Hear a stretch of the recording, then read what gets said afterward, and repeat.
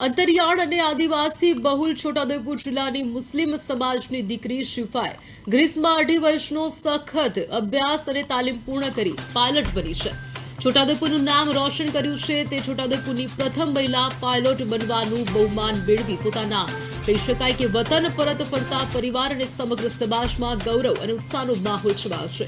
શિફાએ પ્રાથમિક શિક્ષણ છોટાઉદેપુરમાં મેળવ્યા બાદ શાળાકીય અભ્યાસ દુબઈમાં પૂર્ણ કર્યો હતો. પરિવારની ઈચ્છા તેને ડોક્ટર બનાવવાની હતી અને તેણે નીટની પરીક્ષા પણ આપી હતી, પરંતુ પાયલટ બનવાની તીવ્ર ઈચ્છા જાગતા પરિવારે તેને પૂર્ણ સહયોગ આપ્યો હતો.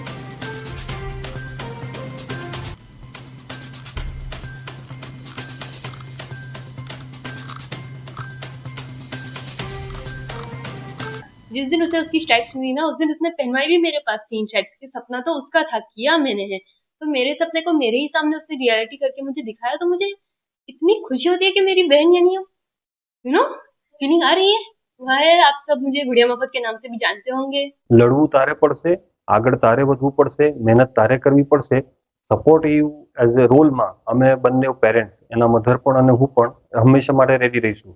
અને ખાલી માતા પિતા જ નહીં, એને અમારી ફેમિલીના બાકીના તમામ મેમ્બર્સ તરફથી પૂરેપૂરો અમે સપોર્ટ આપ્યો કે તું તારું જે ડ્રીમ છે એ અચीव કરી લે. है और फासला है, कोई आपको रोक नहीं सकता और कोई आपके लिए कर भी नहीं सकता. जो भी है आपके ही अंदर है. इफ यू डिसाइड कि आपको करना है तो फिर वो हो जाएगा.